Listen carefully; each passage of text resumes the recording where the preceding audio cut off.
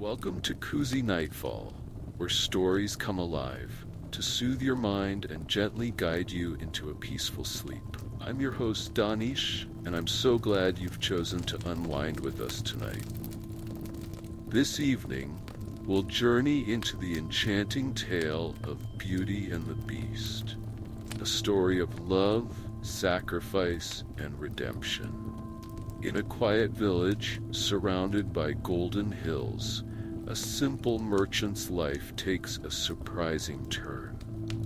When his youngest daughter, Camille, is led to a mysterious castle, she discovers a world filled with magic and mystery. Inside the castle lives a beast, hiding behind his sadness and a powerful curse. As the story unfolds, Camille's courage and kindness will be tested. Can her heart unlock the secrets of the beast's curse? Will love be strong enough to break the spell and bring light back into their lives? Get cozy as we begin this journey, a story of bravery, magic, and how love can change even the darkest of fates. But before we begin, let's take a moment to let go of the day's weight. Find a comfortable position, whether lying down or sitting, and allow your body to relax fully. Feel the rhythm of your breath. Inhale deeply through your nose. Imagine your worries dissolving like mist in the morning sun. Sometimes sleep feels like it's far away. But with a gentle story and calm moments like these, rest will find its way to you. Tonight, let this tale carry you to a world of peace and quiet magic. So now let us begin. In a quaint village nestled among rolling hills, where autumn painted the world in warm hues of amber and gold, there lived a merchant and his 6 beloved children. Maple leaves danced on gentle breezes, creating a symphony of whispers as they settled on the cobblestone paths that wound through the settlement. The air carried the sweet scent of ripening apples and wood smoke from distant chimneys, a familiar comfort in these changing times. The merchant's home, once grand and full of light, now stood quiet in the fading daylight. Shadows lengthened across its weathered facade, much like the shadows that had begun to creep into their once prosperous lives. Inside, candles flickered in brass holders, casting warm light on faded tapestries and worn furniture that whispered tales of better days. Among the merchant's children, it was Camille, the youngest daughter, whose presence seemed to fill their home with an inexplicable warmth. Her soft footsteps echoed through the halls as she moved about, tending to her daily tasks with grace and patience. Her long chestnut hair caught the golden light of sunset as she paused by windows, her gentle touch leaving trails in the dust that had begun to gather on once pristine windowsills. The evening air grew heavy with the weight of unspoken worries. Yet Camille's quiet humming as she prepared the evening meal provided a soothing backdrop to their changing circumstances. The aroma of simple soup and freshly baked bread wound through the rooms, a humble feast that somehow made their diminishing fortunes seem less daunting. The merchant, Bernard, watched his youngest daughter with eyes that held both pride and sorrow. His once proud shoulders now carried the invisible weight of mounting debts and shattered dreams. Yet in Camille's presence, a glimmer of hope always seemed to spark in his tired eyes. As night settled over their village, the family gathered around their worn oak table, where 6 spoons clinked softly against earthenware bowls. The older siblings, 3 brothers and 2 sisters, spoke in hushed tones about their day's work, while Camille served everyone before taking her own seat. The candlelight cast dancing shadows on their faces, highlighting the family resemblance they all shared with their father. High cheekbones, kind eyes, and gentle smiles that persisted despite their troubles. "Children," Bernard began one evening, his voice soft but carrying the weight of important news. "I've received word from the port city. There might be a chance to recover some of our fortune." The words hung in the air like morning mist, full of both promise and uncertainty. The news of their financial ruin had come suddenly, like the first frost of winter. Ships lost at sea, investments gone awry, and trusted partners disappearing with their wealth had stripped them of their comfortable life in the grand house on the hill. Now, in their modest cottage at the edge of the forest, they lived a simpler life, but one still rich in love and unity. Camille watched as hope bloomed in her siblings' eyes. Her eldest brother Thomas leaned forward, his merchant's mind already calculating possibilities. Her sisters, Marie and Sophie, clasped hands beneath the table, while the younger brothers, Pierre and Louis, exchanged excited glances. "When will you leave, Father?" Camille asked, her voice gentle as a summer breeze. "With the dawn," Bernard replied, his fingers tracing the rim of his empty bowl. "The journey will take several days, but if fortune smiles upon us, I might return with enough to restore some comfort to our lives."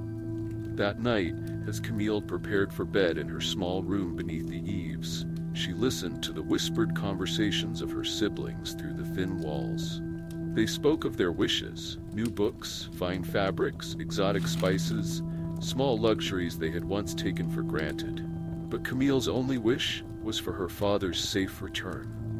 The next morning arrived wrapped in autumn mist. Camille rose before the sun, preparing a modest traveling pack for her father. She filled it with bread she had baked the previous day, wrapped carefully in clean linen, along with hard cheese and dried apples from their small garden.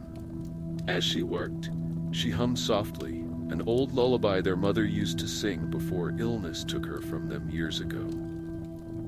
Bernard prepared his old horse, once proud and gleaming, but now showing its age in its graying mane and slower gait. The family gathered in the dewy morning air to bid him farewell. Each child approached with their request for a gift, should fortune favor their father's journey. Thomas asked for new ledgers, Marie for silk ribbons, Sophie for sheet music, Pierre for a compass, and Louis for carved wooden soldiers. When it came to Camille's turn, she stepped forward and simply pressed a small sachet of dried lavender into her father's hand. "For peaceful sleep on your journey," she whispered, embracing him. "I ask only for a single rose, Father. They don't bloom here anymore, and I miss their scent." Bernard's eyes misted as he tucked the sachet into his coat pocket, close to his heart. "My dearest Camille, always thinking of others, I promise to bring you the most beautiful rose I can find." With these parting words lingering in the morning air, Bernard mounted his horse and set off down the winding forest path. Camille and her siblings watched until his figure disappeared into the misty woodland, their hearts full of hope and trepidation. The first few days of Bernard's journey passed without incident. He traveled through familiar villages and towns, following the trade routes he had once frequented as a successful merchant. The autumn weather held fair, though the nights grew increasingly cold, forcing him to seek shelter in humble inns, or, when those proved too costly, in the barns of kind farmers. As he approached the port city, however, the weather began to turn. Dark clouds gathered overhead, bringing with them a biting wind that carried the first hints of winter. The road became less familiar, winding through dense forest where ancient trees creaked and groaned in the growing storm. It was on the fifth evening of his journey, with thunder rolling overhead and rain beginning to fall in heavy sheets, that Bernard realized he had strayed from his intended path. The forest had grown dense and unfamiliar, the trees pressing close on either side of the narrow trail. His horse, tired and spooked by the storm, moved nervously beneath him. Lightning split the sky, illuminating the forest in brief, brilliant flashes. In one such flash, Bernard caught sight of something through the trees. Tall iron gates rising from the gloom like sentinels in the night. Behind them loomed a massive chateau, its windows dark, save for a few flickering lights that seemed to beckon like distant stars. Relief flooded through him as he guided his horse toward the gates. To his surprise, they swung open at his approach, their hinges moving silently despite their apparent age. The courtyard beyond was immaculately maintained, with perfectly trimmed hedges and dormant flower beds that spoke of careful tending, though he saw no gardeners about. As Bernard dismounted, the main doors of the chateau opened of their own accord, spilling warm light onto the rain-slicked steps. Inside, he found himself in a grand entrance hall, where crystal chandeliers cast a soft, welcoming glow over marble floors and elegant furnishings. Yet there was something eerily still about the place. No servants rushed to greet him. No voices echoed through the corridors. "Hello?" he called out, his voice seeming small in the vast space. Only silence answered him. On a nearby table, he found a note written in elegant script. "Welcome, weary traveler. This house offers you shelter. Make yourself comfortable. Food awaits in the dining room, and a bed has been prepared upstairs. Your horse will be tended to." True to the note's word, Bernard found a sumptuous meal laid out in the dining room. Roasted meats, fresh bread, fine wines, and delicate pastries, all still steaming as if just prepared. Though he saw no one, everything he needed seemed to appear just as he required it. After satisfying his hunger, Bernard found his way to a luxurious bedchamber where a fire crackled merrily in the hearth. Clean, dry clothes in his size lay folded on the bed, and warm water waited in a copper basin for washing. Despite the strange circumstances, exhaustion overcame his misgivings, and he soon fell into a deep sleep. The next morning dawned clear and bright. As Bernard prepared to depart, he felt compelled to explore the chateau's grounds, hoping to thank his mysterious host. The gardens, now visible in daylight, took his breath away. Perfectly maintained paths wound through sculptured hedges and past fountains that sparkled in the morning sun. But it was the roses that caught his eye, roses unlike any he had ever seen, blooming impossibly in the late autumn air. Their petals were a deep, rich red, almost black at the edges, and their perfume filled the crisp morning air with an intoxicating sweetness. Remembering his promise to Camille, Bernard reached out to pluck the most beautiful bloom. The moment Bernard's fingers closed around the rose's stem, a terrifying roar shattered the morning's peace. The sound reverberated through the garden, causing the very ground to tremble. Before he could react, a massive shadow fell over him, and he turned to face a sight that made his blood run cold. There stood the beast, a creature that defied description, neither fully man nor animal, but a frightening combination of both. It stood nearly twice Bernard's height, with massive shoulders covered in dark fur and eyes that blazed with an intelligence that made the sight even more terrifying. Sharp teeth gleamed as the beast spoke, its voice a deep rumble that seemed to come from the earth itself. "You repay my hospitality with theft?" the beast growled, its breath visible in the cold morning air. "I offered you shelter, food, and comfort, yet you steal what is most precious to me?" Bernard fell to his knees, the rose dropping from his trembling fingers. "Please, forgive me," he pleaded, his voice barely a whisper. "I meant no harm. I only wished to bring this rose to my youngest daughter, Camille. She asked for nothing else, despite our hardships." The beast's expression shifted slightly at the mention of Camille, though it remained fearsome. "Tell me of this daughter who desires nothing but a rose," it commanded, moving closer but with less aggression than before. With shaking voice, Bernard spoke of Camille's kindness, her selflessness, how she held their family together through their difficulties.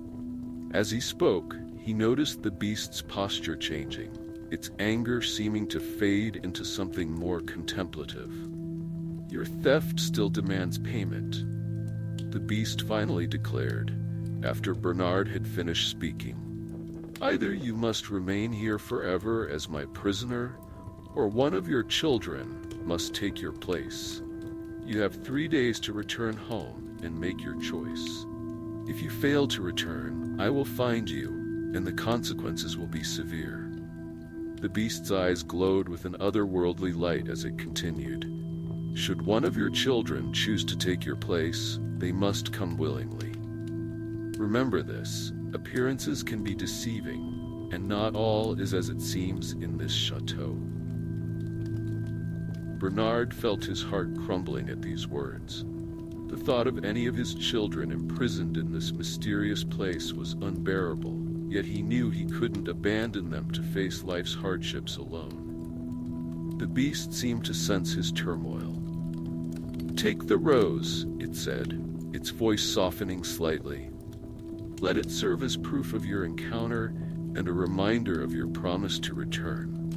The path home will be clear to you, and your horse will know the way." True to the beast's words, Bernard found his horse waiting at the gates, seemingly well rested and fed. As he mounted, he looked back at the chateau one last time. The beast stood watching from a high balcony, its massive form silhouetted against the morning sky, a sight that would haunt his dreams for days to come. The journey home passed in a blur of anxiety and guilt. The rose he carried seemed to mock him with its perfect beauty, a symbol of the terrible choice that lay ahead. As he approached his cottage, he could see his children gathered outside, having spotted his return. Their joyful faces only made his heart heavier. Camille was the first to reach him, her eyes bright with happiness at his return. But as she drew closer, she saw the haunted look in her father's eyes, and her smile faded. "Father, what's wrong?" she asked, her voice gentle with concern. Bernard couldn't speak at first, simply holding out the rose with trembling hands. The other siblings gathered around, their excitement at his return turning to worry as they saw his distress. Finally, inside the cottage, gathered around the familiar table where they had shared so many meals, Bernard began to tell his tale. As he recounted his experience at the chateau and the beast's ultimatum, he watched his children's faces change from disbelief to horror. The rose sat in the center of the table, its perfume filling the small room with an almost supernatural sweetness. As Bernard's tale came to an end, a heavy silence fell over the cottage. The rose's perfume seemed to grow stronger, filling the air with its enchanting scent.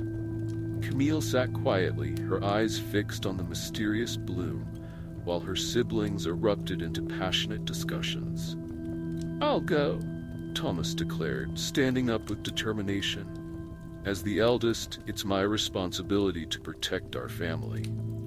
Marie and Sophie clung to each other, tears streaming down their faces, while Pierre and Louis argued about drawing lots to decide who should go. Their voices rose and fell like waves against the shore, but Camille remained silent, her mind working through the implications of her father's story. She noticed how the beast had specifically asked about her when her father mentioned the rose was meant for her. She remembered the strange emphasis in her father's voice when he repeated the beast's words about appearances being deceiving.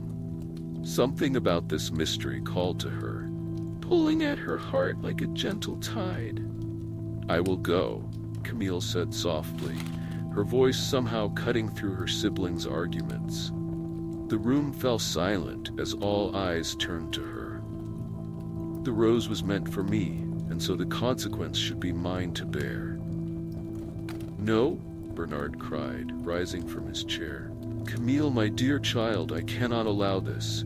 You are too precious, too young." "Father," Camille interrupted gently, taking his trembling hands in hers. I am not too young to understand the importance of keeping one's word. You made a promise to the beast, and now we must honor it. Besides, she added with a small smile, something tells me there is more to this beast and the chateau than we know. The next day passed in a blur of preparations and tearful goodbyes.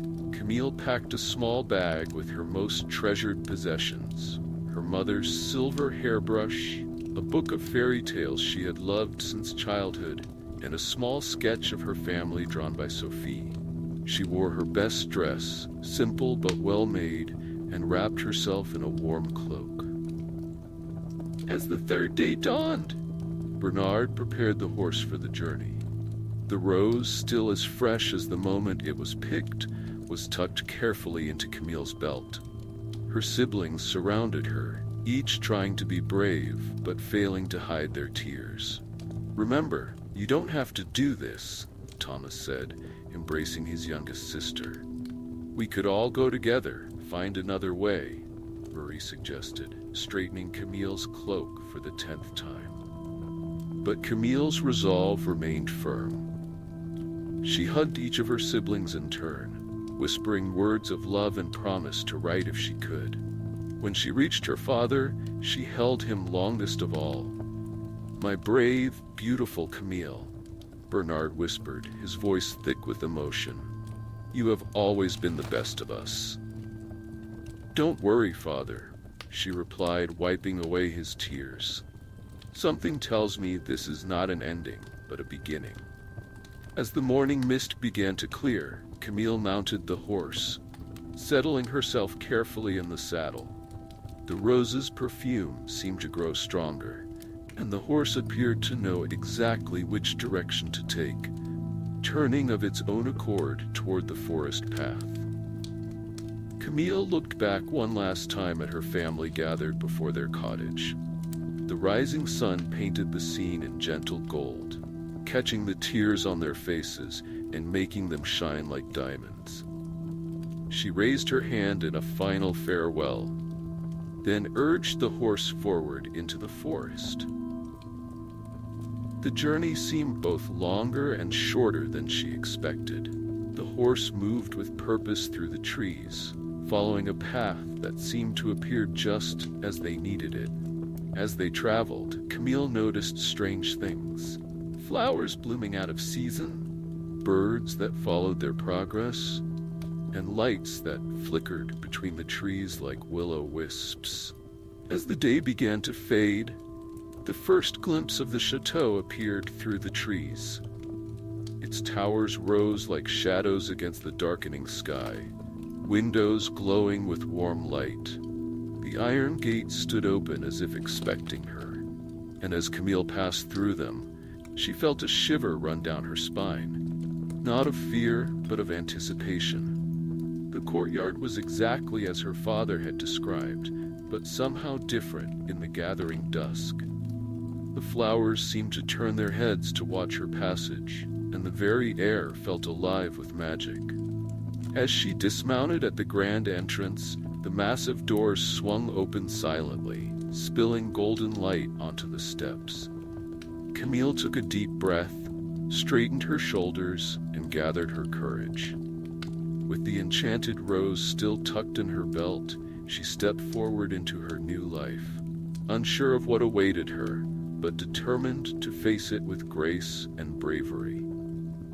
As she crossed the threshold, the doors closed softly behind her, and she heard a deep voice echo through the grand entrance hall. Welcome, Camille. I've been waiting for you. The first whispers of dawn crept across the chateau grounds, painting the morning sky in soft brushstrokes of lavender and rose.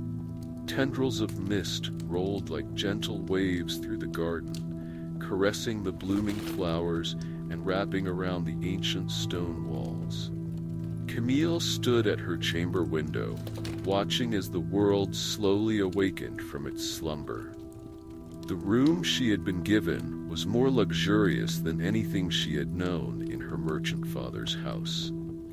Heavy velvet curtains framed tall windows that stretched from floor to ceiling, and delicate tapestries adorned walls the color of fresh cream. A fire burned perpetually in the hearth, though she never saw servants tend to it. As the sun's rays began to pierce through the morning mist, they cast long shadows across the courtyard below, creating mysterious patterns that seemed to dance and shift with each passing moment. The chateau itself seemed to stir, as if awakening from a deep sleep. Camille had already discovered that mornings here held their own peculiar magic.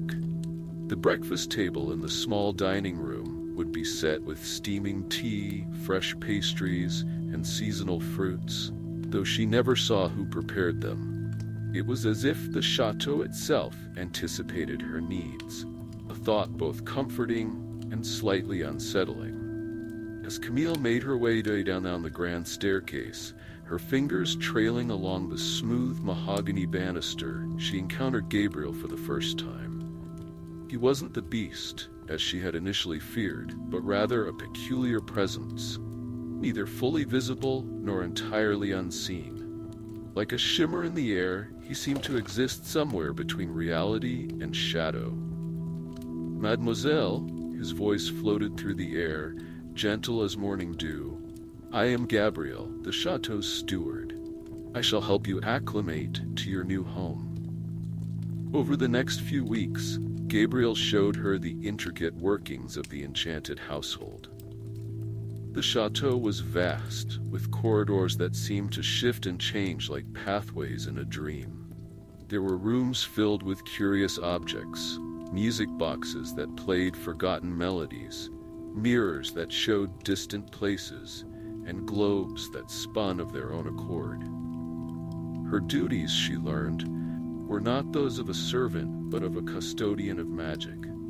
She was to tend to the enchanted roses in the glass greenhouse, ensure the library's countless books were properly cared for, and most importantly, join the beast for dinner each evening at precisely 8 o'clock.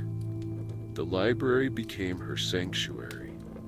Thousands of leather-bound volumes lined the walls, reaching up into the shadows of the vaulted ceiling. The scent of aged paper and ink filled the air, mingling with the warmth from the ever-burning fireplace.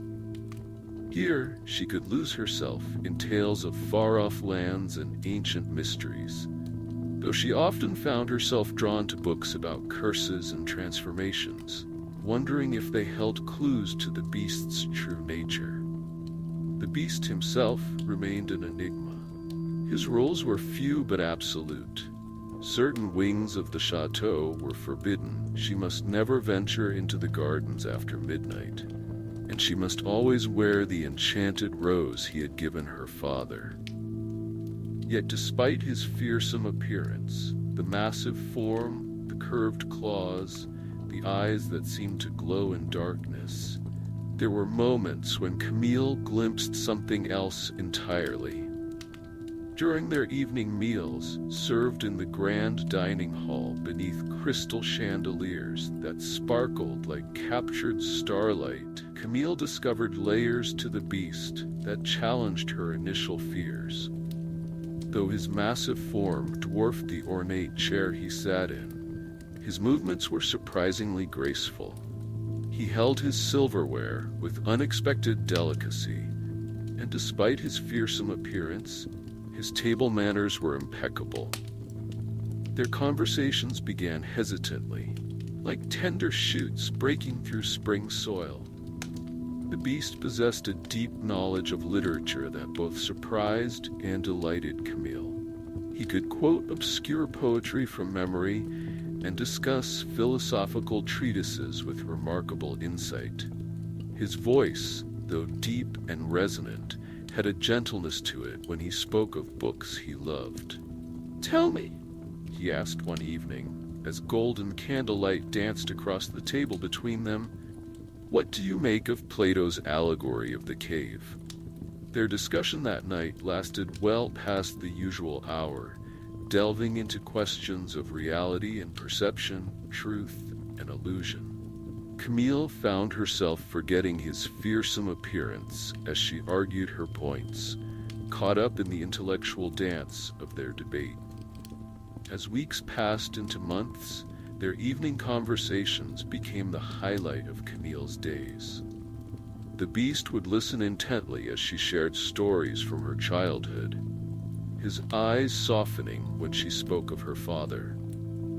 In turn, he began to share fragments of his own past, though always carefully, as if each memory was a delicate thing that might shatter if handled too roughly. "I was not always as you see me now," he confided one evening as they walked through the rose garden at twilight. The setting sun cast long shadows across the paths, and the roses seemed to turn their heads to watch their passage. "There was a time when I walked these gardens as a different being entirely." During these walks, Camille noticed how the beast would pause to tend to wayward rose bushes with surprising tenderness, his massive claws somehow managing to prune dead leaves without damaging a single bloom. She began to join him in this task, and together they would work in comfortable silence as the day faded to dusk. Sometimes she would catch him watching her from the shadows of the chateau as she went about her daily tasks. Rather than feeling frightened, she found his presence oddly comforting, like having a protective guardian nearby. When she would acknowledge him with a smile or a small wave, he would bow slightly and withdraw, as if embarrassed to be caught in his vigilance. As autumn deepened around the chateau, Camille began noticing increasingly peculiar occurrences that seemed to hint at deeper mysteries. The most unsettling was how the beast appeared, or rather didn't appear, in the numerous mirrors that adorned the chateau's halls.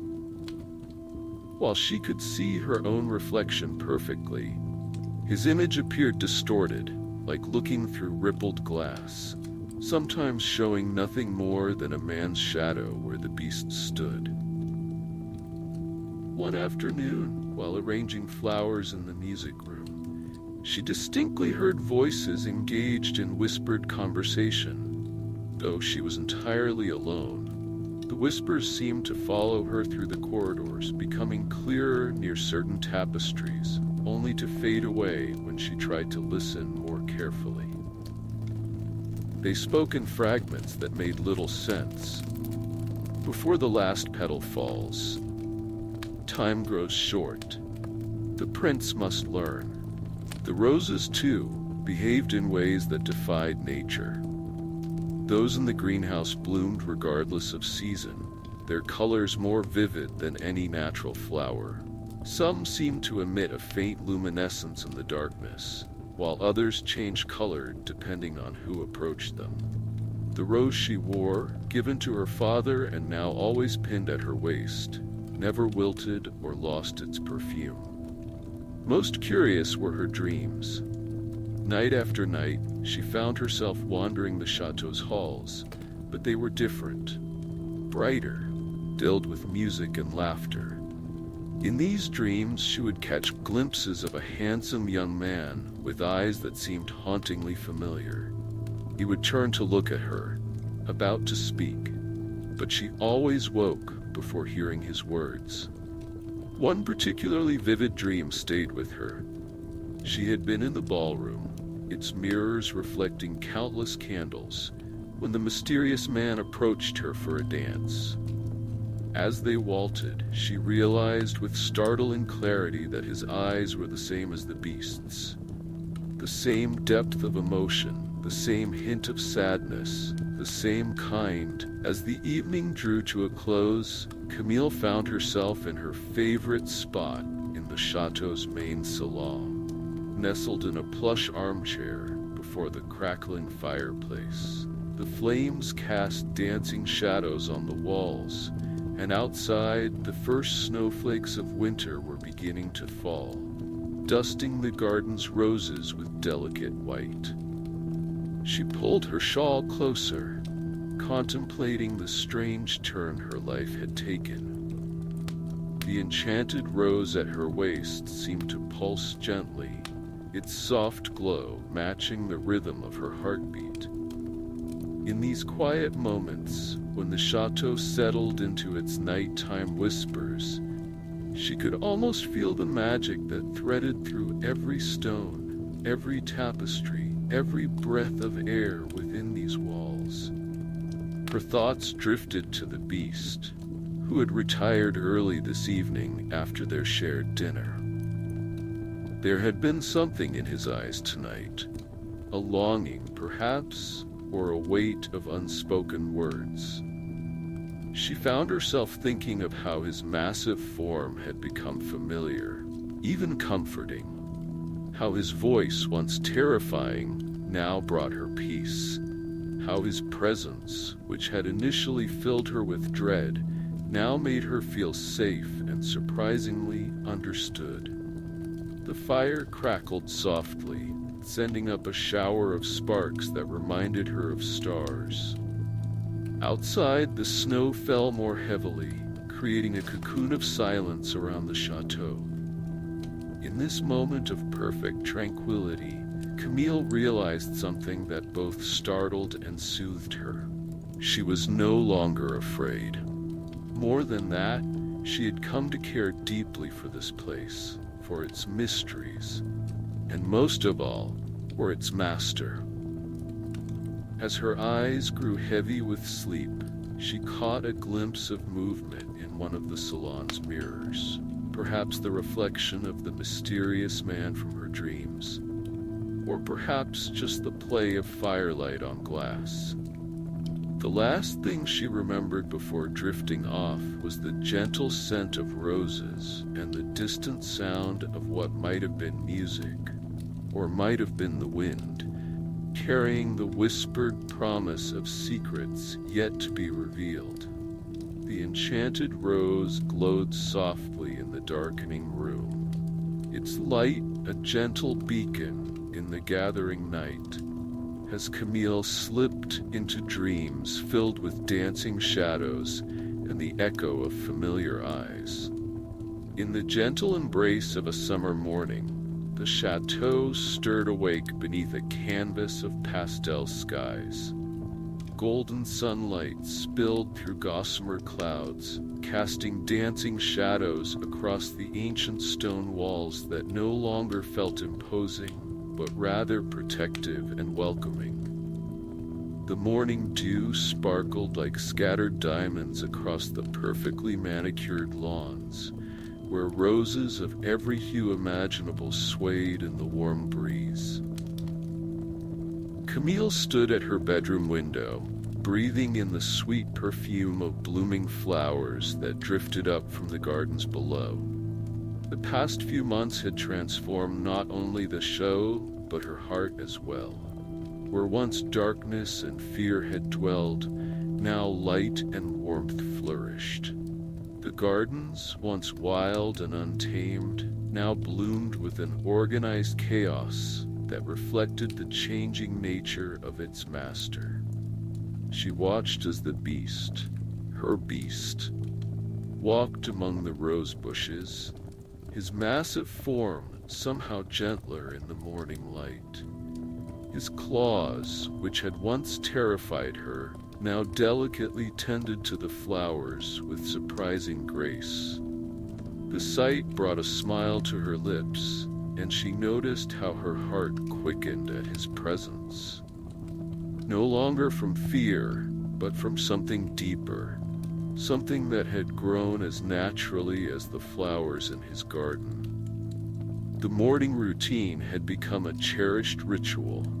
She would watch him tend to his beloved roses, and he would invariably sense her presence, looking up to her window with those eyes that had learned to smile.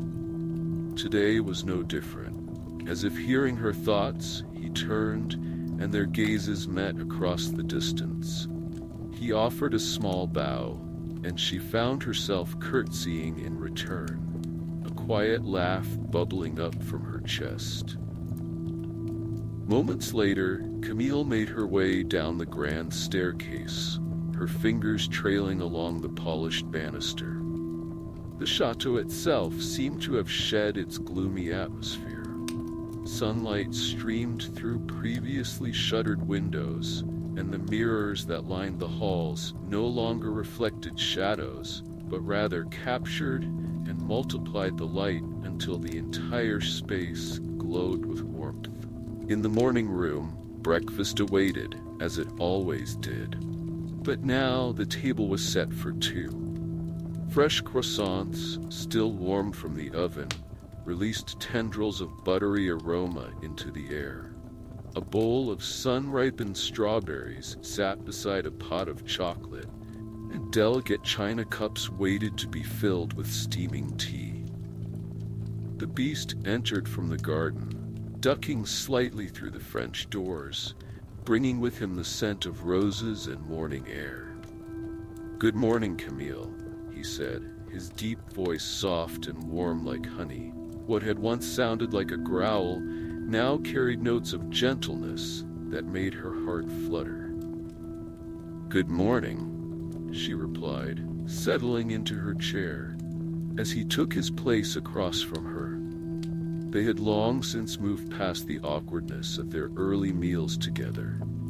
Now, there was an easy comfort between them, built on months of shared conversations and quiet understanding. As they broke their fast together, Camille found herself studying him with new eyes. The sunlight caught in his fur, turning it to burnished gold in places. His movements, once stiff and self-conscious, had become fluid and assured. Even the way he held his teacup, which had initially seemed comical in his massive paws, now appeared natural and refined. As they finished their breakfast, Camille's fingers nervously traced the rim of her teacup. The letter from her family had arrived yesterday, bearing news that filled her with both joy and anxiety. Her younger sister, Rory, was to be married in a fortnight, and the thought of missing such an important occasion weighed heavily on her heart. "There's something troubling you," the beast observed, his voice carrying genuine concern. He had grown remarkably adept at reading her moods, just as she had learned to read the subtle shifts in his expression. "My sister is getting married," Camille began softly, watching as understanding dawned in his eyes. I would very much like to attend the celebration." The words hung in the air between them, delicate as spider silk. The beast sat very still, his massive form tensing slightly. "You wish to return to the village," he stated. And though his voice remained gentle, Camille could hear the fear threading through it. Fear she now understood came from loving and losing. "Only for a few days," she assured him quickly, reaching across the table to rest her hand near his. "I would return, I promise you. This chateau, you have become my home." The truth of her words rang clear in the morning air. After a long moment, the beast nodded slowly. "Then you must go," he said, though it clearly cost him to say it. "But please, take this with you." He withdrew a silver mirror from his coat, one of the enchanted objects that allowed its user to see whatever they wished. "So you may look back and remember your promise." The journey to the village was both shorter and longer than Camille remembered. The forest path seemed less threatening now, dappled with summer sunshine rather than winter shadows. As the village came into view, with its familiar thatched roofs and smoking chimneys, Camille felt a curious mix of homecoming and foreignness. The villagers stopped and stared as she rode through the main street. She was dressed in finery from the chateau, a gown of midnight blue silk that caught the light like water, and her appearance caused quite a stir. Whispers followed her progress. "Is that really Camille? She looks like a princess." But where has she been all these months? Her family's reaction was a storm of emotions. Her father embraced her with tears in his eyes, while Marie squealed with delight at her return. Yet questions came quickly, and Camille found herself defending her absence and, more importantly, defending the beast. "He's not what everyone thinks," she insisted during the family dinner that evening. "He's kind and gentle but he's a monster." One of the village elders interrupted from his place at the table. The wedding preparations had brought many visitors to their home, and with them came all the old fears and prejudices. Camille stood, her chair scraping against the floor. "No," she said firmly, her voice carrying across the suddenly silent room. "The only monsters are those who judge without knowing, who fear without understanding. He has shown me more kindness, more humanity than many who wear human faces." The passion in her voice took even her by surprise, but as she spoke, she realized the truth that had been growing in her heart all these months. "I love him," she declared, the words falling from her lips like a revelation. "I love him for his gentle heart, for his quiet strength, for the way he tends his roses and reads his books and values beauty in all its forms." The moment the words left her mouth, a strange wind swept through the village, carrying with it the scent of roses and magic. Camille felt it in her bones. Something was happening at the chateau. Without waiting for a response from her stunned audience, she rushed to her horse, her heart pounding with urgent purpose. The ride back seemed to take both an instant and an eternity. As she approached the chateau, she saw it bathed in an otherworldly light that poured from every window. The gardens blazed with a soft, golden glow, and the very air seemed to shimmer with magic. When Camille burst through the chateau doors, she found the grand entrance hall transformed by swirling lights that danced like fireflies in the air. Following her heart, she ran toward the garden where she had last seen the beast that morning. There, beneath the star-studded sky, she found him surrounded by a cocoon of golden light. He was on his knees, his massive form trembling as waves of magic pulsed around him. "Camille!" He breathed her name like a prayer when he saw her, his eyes filled with wonder and fear. "I'm here," she whispered, stepping closer despite the intensity of the magic that crackled in the air. "I'm here, and I love you." As the words left her lips again, the light grew blindingly bright. Camille shielded her eyes but refused to look away completely, watching through her fingers as the beast's form began to change. The transformation was like watching a painting come to life, gentle brushstrokes of light reshaping his figure. His fur seemed to dissolve into golden mist, revealing smooth skin beneath. The massive paws softened into human hands, and his face reformed itself like clay being molded by invisible fingers. The process was beautiful rather than frightening, accompanied by the sound of wind chimes and distant music. When the light finally faded, a man knelt where the beast had been. He was tall and well-built, with features that carried an echo of the beast's nobility.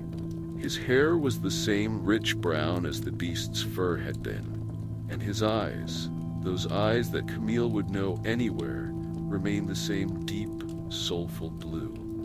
"Antoine," he said softly, his voice human now but still carrying that familiar warmth that had become so dear to her. "My name is Antoine."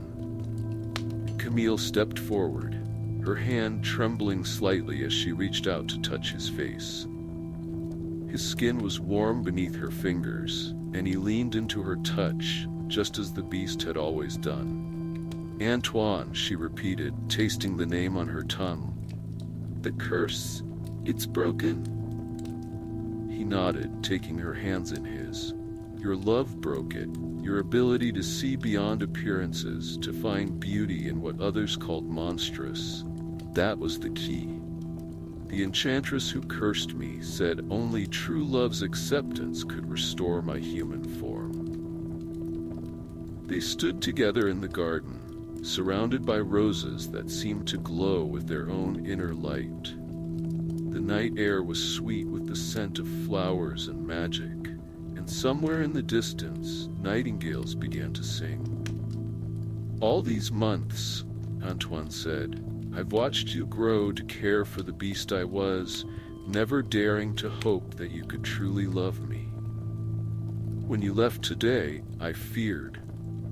I had to go," Camille interrupted gently, "to realize that my heart remained here.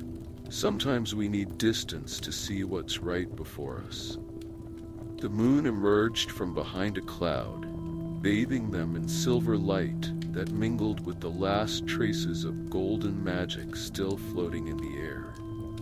The garden had never looked more enchanted, the roses swaying gently in a breeze that carried the last whispers of transformation. As dawn broke over the village the next morning, Antoine and Camille walked hand in hand through the streets. The same villagers who had whispered about Camille now stopped and stared at the handsome nobleman beside her, their eyes wide with recognition as they noted the familiar blue eyes and noble bearing. Word spread quickly through the village, carried on whispers of wonder rather than fear. "The curse is broken," elderly women murmured behind their hands. "Love transformed the beast into a prince." Children who had once hidden from stories of the beast now peeked out from behind their mother's skirts, fascinated by the tall, gentle man who smiled at them as he passed. At the village square, Antoine stopped to help a young boy retrieve his kite from a tree, his movements carrying the same careful grace that had characterized the beast. The boy's mother watched in amazement as this nobleman, whom they had once feared, knelt down to explain to her son how to better fly his kite, his voice warm and patient.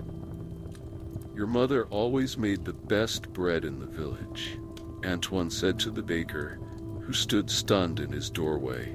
"I remember the scent wafting up to the chateau on summer mornings, even before." He gestured to himself, and the baker's eyes widened with understanding. As they walked, Camille noticed how the village itself seemed to transform. Doors that had been firmly shut now stood open, and flowers appeared in windows that had been barren. It was as if the breaking of the curse had lifted a shadow from the entire community. They made their way to Camille's family home, where Marie's wedding preparations were still underway.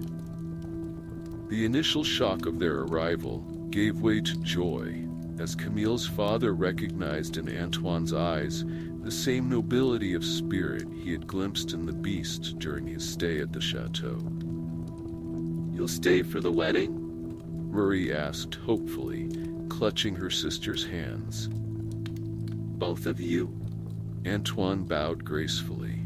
"We would be honored," he replied, and Camille felt her heart swell with love at how naturally he included himself in her family's celebration. The days leading up to the wedding were filled with a new kind of magic. The everyday sort that comes from acceptance and understanding. Antoine proved to be as skilled at helping with wedding preparations as he had been at tending his roses. His tall frame was useful for hanging decorations, and his eye for beauty helped transform the village square into a setting worthy of a fairy tale.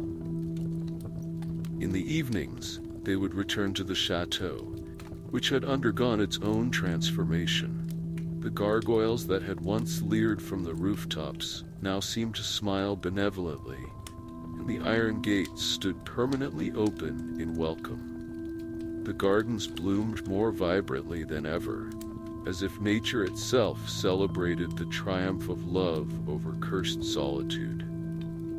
One evening, as they sat in the library, now bright and welcoming, with newly cleaned windows and fresh flowers on every surface, Antoine shared stories of his life before the curse. He spoke of his parents, long past, and of the loneliness that had made him vulnerable to the enchantress's test of character. "I failed that test," he admitted, running his fingers along the spine of a beloved book. "I turned her away when she appeared as an old woman seeking shelter. My pride, my concern for appearances, they cost me dearly. But now I understand that they cost me nothing compared to what they gave me. But they brought you to me." Camille, seated beside him on the comfortable library sofa, reached for his hand. "Perhaps some curses are really blessings in disguise," she suggested softly. "Look at all that has changed, not just for us, but for everyone." As Marie's wedding day approached, Antoine grew thoughtful and quiet. One evening, just before sunset, he asked Camille to join him in the rose garden. The pergola had been transformed into a bower of climbing roses, their blooms a mixture of deep reds and soft pinks that glowed in the golden light of dusk. "There's something I've been wanting to ask you," Antoine said, leading her to a small stone bench beneath the roses. His hand trembled slightly as he reached into his pocket, withdrawing a small velvet box that seemed to capture the last rays of sunlight. "This ring belonged to my mother," he explained, opening the box to reveal a stunning sapphire ring surrounded by tiny diamonds. "Like the roses in this garden, it has waited all these years for the right moment, for the right person." Kneeling before her, Antoine's eyes held the same earnest vulnerability she had first seen in the beast. "Camille, you saw beauty where others saw only darkness. You taught me that true love looks beyond the surface to the heart beneath. Would you do me the honor of becoming my wife?" Tears sparkled in Camille's eyes as she nodded, words momentarily failing her. "Yes," she whispered finally, "with all my heart, yes." The sapphire gleamed on her finger like a captured star as Antoine slipped it on, and the roses around them seemed to burst into fuller bloom, their fragrance filling the evening air with sweet celebration. 2 weeks after Marie's wedding, the Chateau hosted another celebration. The great halls, once dark and forbidding, now sparkled with thousands of candles. Garlands of roses wound around every column, and petals carpeted the floor of the grand ballroom where Camille and Antoine would exchange their vows. Villagers who had once feared to approach the chateau now filled its rooms with laughter and joy. Children darted between the guests, playing hide-and-seek among the decorations. The village musicians played cheerful tunes that echoed through the halls, mixing with the sound of happy conversation and clinking glasses. Camille wore a gown of ivory silk, embroidered with tiny roses in gold thread. Her bouquet was a cascade of the chateau's finest blooms, each flower carefully chosen by Antoine that morning. As she walked down the aisle on her father's arm, the setting sun through the restored stained glass windows cast rainbow lights across her path. Antoine waited for her beneath an arch of roses, his eyes shining with such love that several guests were moved to tears. The village priest, who had known Antoine since his childhood, performed the ceremony with evident joy, his words weaving together their past and future like threads in a tapestry. "Love sees with the heart," the priest said, echoing the lesson they had learned so well. "It transforms not just those who receive it, but those who give it as well." As they spoke their vows, the last light of day filled the ballroom with a golden glow that reminded everyone present of the magical transformation they had witnessed. When Antoine kissed his bride, the assembled guests burst into applause that seemed to make the very roses tremble on their stems. Soft conclusion. Months later, as autumn painted the chateau gardens in rich golds and deep reds, Camille and Antoine sat in their favorite spot in the library. The room had become a perfect blend of their personalities. Antoine's collected treasures mixing harmoniously with Camille's added touches of comfort and warmth. Antoine read aloud from a book of poetry, while Camille sketched the sunset through the library windows. The peaceful scene was occasionally interrupted by visiting villagers who had made the chateau a regular stop in their daily routines. Children came to hear stories, adults sought advice, or simply stopped by for tea, and the once lonely castle had become the heart of the community. As twilight settled over the chateau, Antoine paused in his reading to watch his wife capture the last rays of sunlight in her drawing. The sapphire on her finger caught the light from the fireplace, twinkling like a reminder of the magic that had brought them together. "What are you thinking?" Camille asked, noticing his thoughtful expression. "That some stories don't end with happily ever after," he replied with a gentle smile. "Some stories just keep getting better with each passing day." Outside their windows, the roses continued to bloom, defying the autumn chill, a lasting testimony to the power of love to transform not just two hearts, but an entire world.